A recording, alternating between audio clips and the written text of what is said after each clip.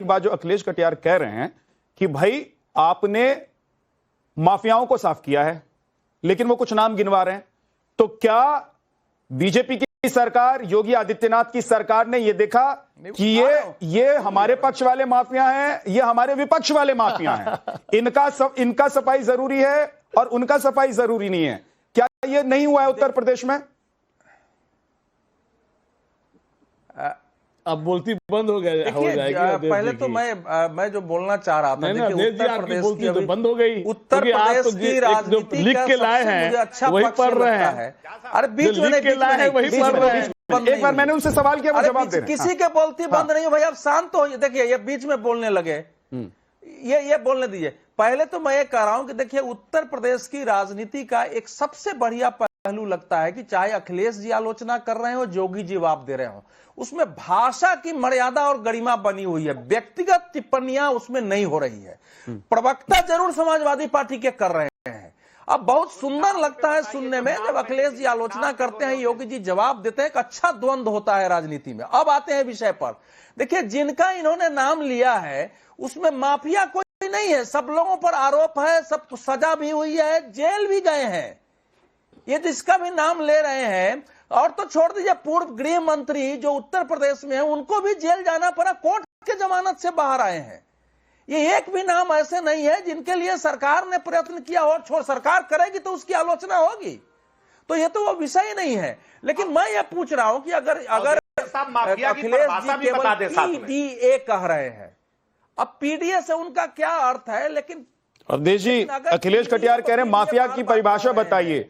क्या Baahubali, mafia, criminal, गुंडा, इन सब को आप अलग अलग या उत्तर प्रदेश की सरकार अलग अलग खाने में रखती है और फिर यह देखती है कि पहले अतीक अहमद, मुख्तार अंसारी, इन जैसे माफियाओं को जो इंटरनेशनल रेकॉर्ड चला रहे हैं इनको पहले निपटाना है क्योंकि राष्ट्र के लिए, देश के लिए खतरा है, और ये बाकी जो है इनको तो हम देख लेंगे, संभाल लें?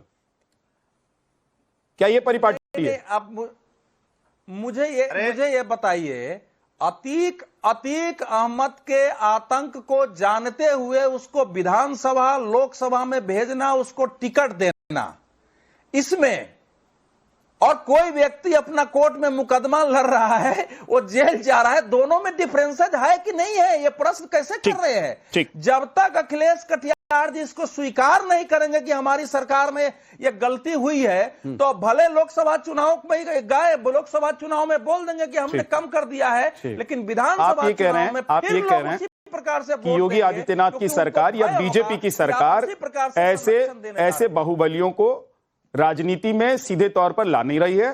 उनका जो मुकदमा चल रहा है, कानूनी जो प्रक्रिया चल रही है, उसमें उनको छोड़ दिया गया है कि भाई आप कानूनी प्रक्रिया से होकर गुजरिए, ये देश संविधान से चलता है। आप हंस रहे हैं, हंसने की क्या बात है? आप पर भी कोई कल मुकदमा कर देगा तो आप भी तो कोर्ट ही जाएंगे ना। विद्यानाथ जी, आपने ऐसी बात पकड़ी है कि इनका कहने का जो मीनिंग आपने निकाल लिया कि भैया कोर्ट देख रही है, हम उसको टिकट नहीं दे रहे हैं, सिर्फ टिकट नहीं दे रहे हैं इसलिए सही है, लेकिन उसको हम सह दे रहे हैं, उसको खुलेआम छोड़े हुए हैं। कैसे छोड़े हुए हैं भाई? छोड़े हुए हैं। कोर्ट, आपको भी पता है कोर्ट के हमारे देश में लिंगर ऑन होता है। नहीं, लेकिन अगर कोर्ट ने कहा है कि आपको जेल में रहना होगा तो सरकार ने जेल से बाहर थोड़ी निकाल दिया किसी को। अरे नहीं, उनका कहने का मतलब यही है कि उनको हम घर में इज्जत से छोड़े हुए हैं। क्या खुलेआम गोली मरवा देना, क्या ये यूपी सरकार का मॉडल है? किसी भी आतंकवादी को या उग्रवादी को या गुंडे को मरवा देना, ये इनका क्या कानून है? ये अंधा कानून नहीं दिखता है इनको? अरे भाई वो गलत है, सही है तो कोर्ट फैसला करेगा। आप कौन होते हैं जो खुलेआम गोली मरवा देने वाले? कौन होते हैं? किसने आपको दिया है? राकेश त्रिपाठी जी, आप तो मत बोलिए, आप तो आपके लैंग्वेज में मैं बताता हूं आपने क्या बोला है। उल्टा चोर कोतवाल को डांटे, मुझे बोलने दिएगा। अभी आप, मैं बोलूंगा, आपका सुना मैंने, मैं भी सुनूंगा। आप कह रहे हैं धन आ रहा है।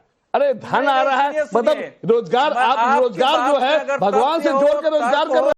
क्या आपकी हैसियत नहीं है कि आप रोजगार कर सके, आप रोजगार दे सके, महंगाई कम कर सके? ये क्या लॉजिक है आपकी? आपको शर्म नहीं आता कि भगवान के सहारे आप मंदिर बनवा दो, उससे धन बढ़ रहा है, धन आ रहा है? क्या हम तो भगवान से भी भगवान के आप नौकरी नहीं है क्या? कल कारखाने नहीं है? आप सरकार की प्रार्थना करिए, भैया आप बीच बोल रहे हैं, आप बीच बोल रहे हैं, आपका नहीं सुन रहा, आपका सुना ना 10 मिनट अब तो बर्दाश्त कर लीजिए, पेट में गुदगुदी हो रहा है क्या? आप ही की बात का जवाब दे रहा हूँ, सुन लीजिए। अरे सुन लीजिए भाई, सुनने की शक्ति नहीं है तो सुन लीजिए। मैं आपको बोल रहा हूँ, आप कहते हैं उल्टा चोर कोतवाल को डांट रहे हैं, खुद ही आप चोरी कर रहे हैं और भगवान के सहारे आप बचने की छिपने की कोशिश करते हैं। चोरी की है, कौन जमानत पर रिहा है? जीता है, राहुल गांधी आपको जमानत पता पर है? है कि नहीं रिहा है? कछुआ और खरगोश से कौन जीता है? कछुआ हमेशा जीता, राकेश त्रिपाठी जी।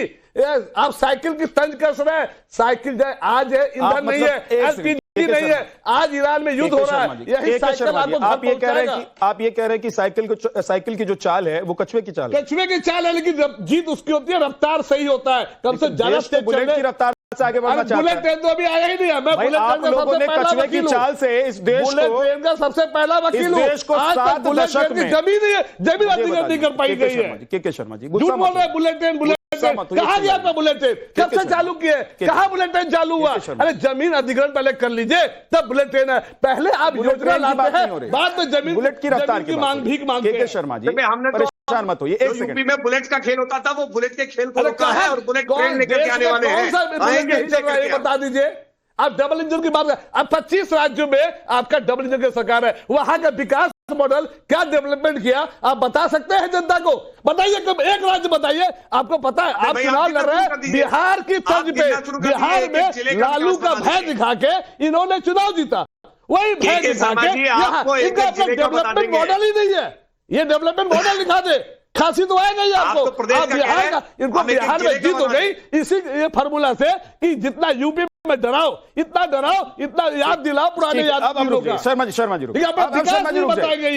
रुक जाइए, बहुत देर से देखिए मैंने कुछ नहीं, ये तो आपका सारा गुस्सा निकल गया। एक सवाल जो मैं आपसे पूछ रहा था, ये बता दे कि क्या साइकिल हमारे गरीबों की पहचान है? हमारे गरीबों की फ्रस्ट्रेशन निकल रहा होगा। अब साइकिल इतने दिनों से जनता ने, देश की जनता ने आप लोगों को साइड में बिठा कर दे रहे हैं, आप गरीब को गाली दे रहे हैं। साइकिल गरीब चलता है इसीलिए, आप पैसे वाले हैं इसीलिए, पूंजीपति वाले हैं। भी मोटरसाइकिल चल रहा है सर। अरे चल रहा है मोटरसाइकिल, साइकिल से मोटरसाइकिल, साइकिल तो फ्री है, मोटर के बाद ही साइकिल लगा हुआ है। अरे देश साइकिल से आगे निकल गया है बॉस, देश आगे निकल गया, लेकिन डबल इंजन के लिए एलपीजी नहीं है, ईंधन नहीं है, तो पेट्रोल महंगा हो गया, डीजल महंगा हो गया, महंगाई चरम सीमा पे है। एक चीज बताइए के शर्मा जी, आप लोग लगातार हाथ में बैनर पोस्टर, हालांकि इस मुद्दे पर डिबेट नहीं कर रहे हैं, लेकिन मैं एक चीज पूछना चाह रहा हूं, इसका जवाब लेना चाह रहा हूं। और एक सेकंड रुकिएगा, अब देखिए रुकिएगा कि भाई एक चीज बताइए, अमेरिका, इजराइल और ईरान लड़ रही है, इसमें भारत की क्या भूमिका है?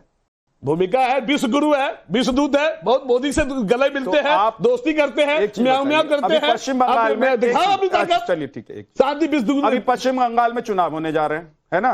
इंडी गठबंधन के आप सब लोग सहयोगी दल हैं, है ना?